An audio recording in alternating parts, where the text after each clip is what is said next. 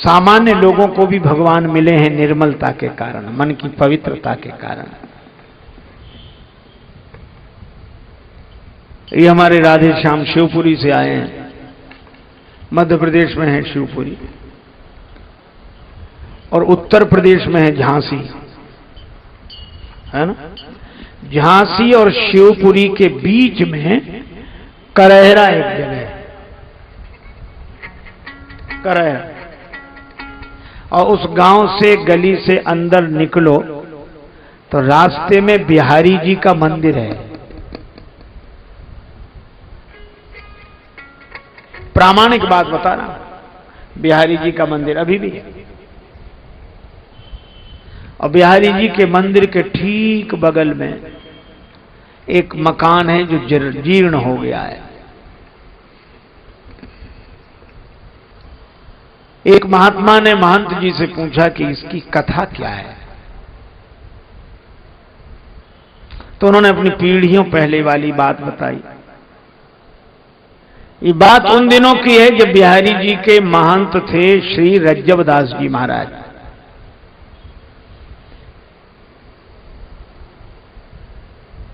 और जो ये मकान टूटा फूटा पड़ा है, यहां एक दुकान होती थी,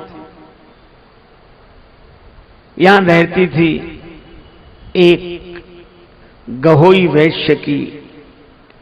वैश्य जाति की महिला, अकेली थी, परिवार में कोई नहीं बचा था। लेकिन वो पुरानी आदत, पकौड़ियां बनावे, तले बीचे। लोग कहते थे क्या करना, पर मकान भी, रुपया भी और रोज व्यापार भी। एक दिन उसने रात्रि को सपना देखा, सपने में देखा कि मैं मर चुकी हूं, मेरी सारी संपत्ति लोग लूट लूट के ले जा रहे हैं। उसको लगा सवेरे जागने पर कि कहीं ऐसा ही ना हो, क्योंकि मेरा कोई है ही नहीं, अब मेरे बाद भी कोई नहीं, तो लोग लूटें ये तो ठीक नहीं। तो उसने गहोई वैश्य के लोगों से सलाह करके अपनी पूरी की पूरी संपत्ति श्री बिहारी जी के नाम कर दी और दुकानदारी छोड़ दी, भगवान के मंदिर में रहने लगी। श्री कृष्ण गोविंद हरे मुरारे। जो हाथ बेसन में सने रहते थे वो ताली बजाते, जो आंखें ग्राहकों की प्रतीक्षा करती वे आंखें भगवान श्री कृष्ण को देखती, बिहारी जी को देखती। जिंदगी बदल गई। महंत जी मितव्ययी थे, वैसे ही बहुत हाथ बंद करके रखे। एक दिन देखा तो दूध पी रही थी वो, शाम को महंत जी ने दूध दिया गिलास में, तो वो दूध पी रही थी, वो कुटकुटाए। महंत जी बोले तू कुटकुटाती क्या है ये दूध में? बोले महाराज आप इसमें मेवा ज्यादा डाल देते हो। महंत ने सोचा हम और मेवा डाल, हम चीनी डाल देते यही बहुत है, मेवा। माथा ठनका। दूसरे दिन देखा वो दोपहर को दाल परोसी गई तो दाल में घी तैरता दिखाई दे। महात्मा बोले ये कहां से आया? महाराज आप ही तो लाते हो दाल में घी। उनको लगा थाली में घी होना पहले से होना, हम तो डालते ही नहीं। अब महाराज घी बढ़ता जाए दाल में, रोज मेवा बढ़ते चले जाए। एक दिन पुजारी महंत जी जब आरती करे तो उन्होंने देखा कि भगवान बिहारी जी के जो बागा उन्होंने पहना उसकी बांह पर आगे घी लगा है। सोचा आरती वगैरह से लग गया होगा, धोकर दूसरा वस्त्र बदल दिया।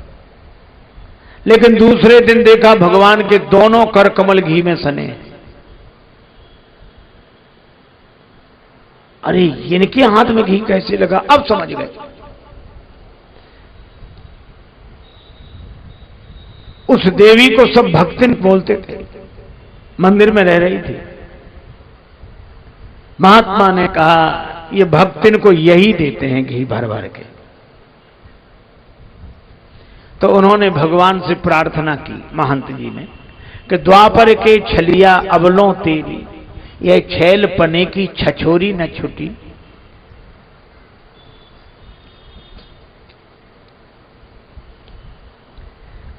काऊ को काम बने बिगड़े ब्रिजराज, तेरी बरजोरी न छुटी। और ग्वाल सिंहासन पे पुजके भयो ठाकुर हूं पे ठगोरी न छुटी। आज यही बिनमो कर जोर ब्रिजराज, तेरी यह चोरी न छुटी।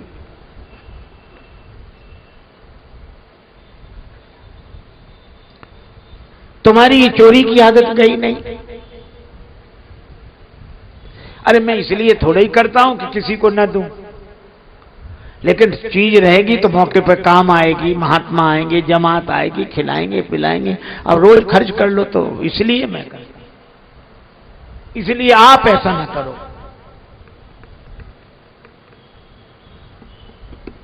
आप भक्तिन का पक्ष मत लो। पर बिहारी जी तो बिहारी जी कुछ नहीं बोले, सुनते रहे, लेकिन भक्तिन के लिए उसी तरह घी, उसी तरह मेवा। महंत जी जो जमा कर करके रखे तो डिब्बे खाली होने लगे। अब जब भगवान ने भी प्रार्थना नहीं सुनी तो महंत जी को भगवान पर ही क्रोध आ गया। भक्तिन पर तो आया ही क्रोध। उन्होंने सोचा इसे निकालना चाहिए, इसे निकालो मंदिर से। लेकिन महंत जी ने सोचा कि इसको निकालें कैसे, कोई लांछन हो, आरोप हो तब तो निकालें। तो महंत जी ने एक दिन निश्चय किया, बस हो बैठ गए दरवाजे पे माला लेके, और उस रास्ते से जितनी महिलाएं पुरुष निकले, तुम्हें पता है क्या भक्तिन? हाँ क्या हुआ? अरे भक्तिन ने, नहीं महाराज बताओ, भक्तिन ने एक आदमी रख लिया है। आदमी रख लिया? ऐसी बातें तो बड़ी जल्दी फैल दी। आदमी रख लिया इसने? पूरे में हल्ला। पहले रहती थी, अब मंदिर में रह रही है, माल खाती है, कहां कुछ काम तो है नहीं, बुद्धि बिगड़ गई होगी, रख लिया होगा, आदमी रख लिया।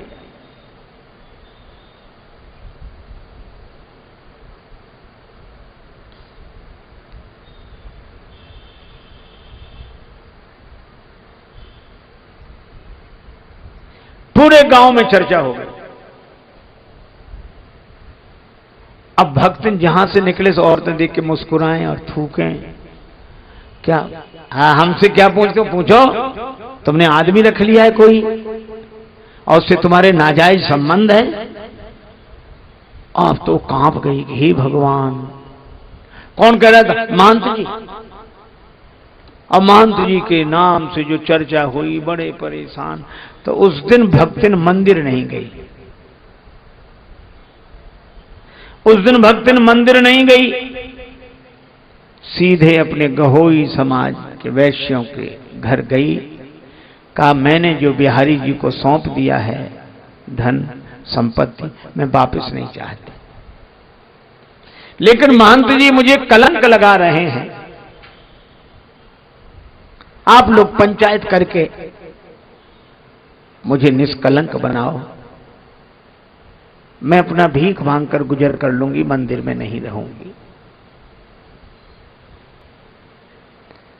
वैश्यों ने सोचा कि नहीं, हमारी समाज की बात है, ये घर में ही, हम ऐसी क्या बात थी, चलो। सब समाज इकट्ठा होकर गया। अब महंत जी ने देखा कि बड़ी भीड़ चली आ रही है, कि आज कोई उत्सव भी नहीं, कुछ नहीं, इतनी भीड़ काहे को आ रही है। और पीछे देखा सो भक्तिन, समझ गई यही लेकर आई सबको। उत्तर देने के लिए तैयार हो गए। लोग सलाह कर रहे थे अगर भक्तिन की गलती तो उसे मंदिर से निकाल देंगे, और नहीं गलती तो महंत जी से कहेंगे कि आपको ऐसा नहीं कहना चाहिए। पर जैसे ही आए, लोगों ने कुछ कहते उसके पहले ही महंत जी ने कहा, भोजन में नित्य घृत उठा स्वकरसों लेत। भगवान भोजन के समय अपने हाथ से घी उठा लेते हैं। भोजन में नित्य घृत उठा स्वकरसों लेत और भर भर देत, या भगतिन की थारी जू। लोग समझे नहीं। मंदिर में मेवा के पात्र सब रीते पड़े, कैसे रहेगी बात बीते पे हमारी जू।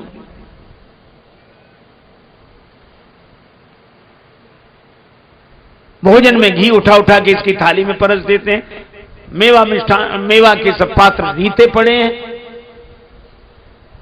तो ये कहो कि चोरी करती है, पर आपने दूसरा कलंक लगाया। महंत जी बोले ये चोर नहीं है। फिर जो दूसरा कलंक लगाया सो चोरी नहीं करती है, सच्ची ईमानदार। और या के भक्ति भाव पे हमहू बलिहारी जू। फिर आपने जो कलंक लगाया कि उसने कोई आदमी रख लिया, कोई पति रख लिया, अवैध संबंध है, सो महंत जी बोले कैसे प्रतीत अब विनीत जू करावे हम, पति हैं बनाए या भक्तिन ने बिहारी जू।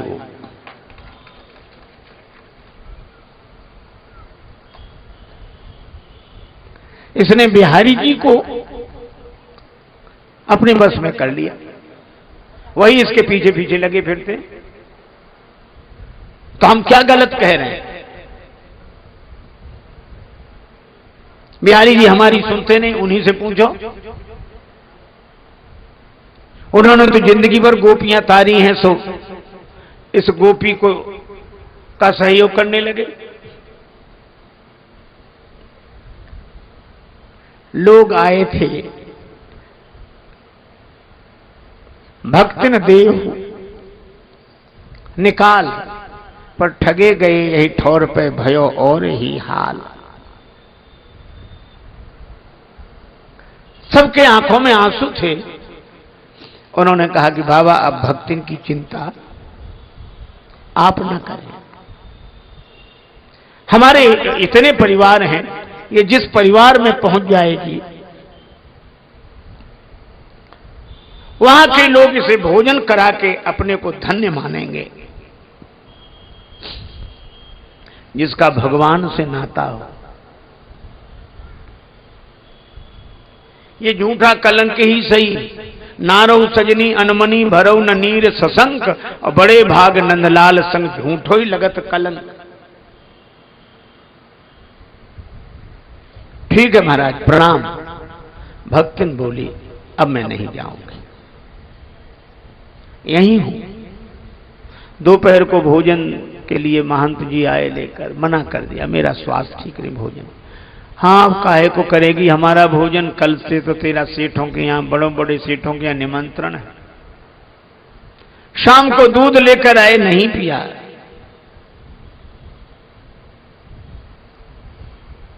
महंत जी अपने कमरे में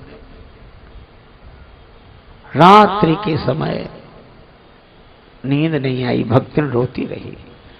और 3 बजे के बाद रहा नहीं गया, जब सब सो रहे थे, भगवान के मंदिर के सामने ड्योढ़ी पर सिर रखकर आंसू बहाकर उसने कहा,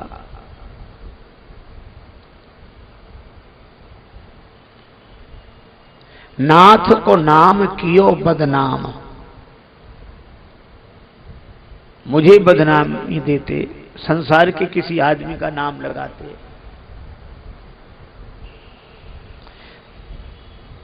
नाथ को नाम कियो बदनाम, विरागिन सोन विवाद बढ़ा। और आपके हाथ से पाए प्रसाद, कहा अब और के हाथ से पाऊं। आपके हाथ से प्रसाद मिला, अब क्या किसी के हाथ से पाना।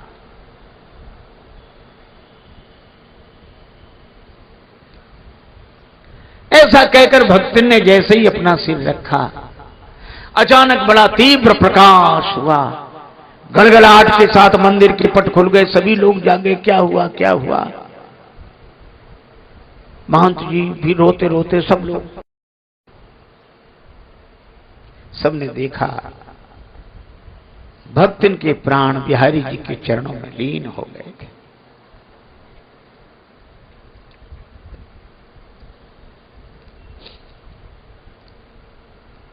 सब चारों तरफ हल्ला मचा, करेरा नगर के लोग आए, सब उसको लेकर गए। वहां एक नदी है करेरा, महुअर या कोई महुअर नदी, उस नदी के किनारे उसका दाह संस्कार हुआ, वहीं उसकी समाधि बनी। महंत श्री रज्जवदास जी जब तक उस मंदिर में रहे, नियम था भगवान की आरती करने के बाद छत पर चले जाते और छत पर उस समाधि दिखाई देती थी, छत पर से उस समाधि की आरती उतारते थे। आज भी वो करेरा गांव है, आज भी बिहारी जी का मंदिर है, बगल में वो खंडहर है। लेकिन भगवान की लीला ऐसे ही भक्तों के साथ होती है। निर्मल मन जन सो मोहि पावा, वह और कुछ नहीं बनी, साधु नहीं बनी, स्वामी जी नहीं बनी, महात्मा नहीं बनी, वह तो राम जी की बनी, बिहारी जी की बनी। देह के माला तिलक, देह के माला तिलक और छाप नहीं किसी काम के, प्रेम भक्ति के बिना नहीं, बिना प्रेम भक्ति, प्रेम भक्ति के बिना नहीं नाथ के मन भाएगा, सोई परम पद पाएगा, सोई परम पद पाएगा, सोई परम पद पाएगा, सोई परम पद पाएगा। जो भजे हरि को सदा, जो भजे हरि को सदा, सोई परम पद पाएगा, सोई परम पद पाएगा, सोई परम पद पाएगा, सोई परम पद पाएगा। परम पद पाएगा, सोई परम पद पाएगा। जो भजे हरि को सदा, जो भजे हरि को सदा, कोई परम पद पाएगा, कोई परम पद पाएगा। पावेगा,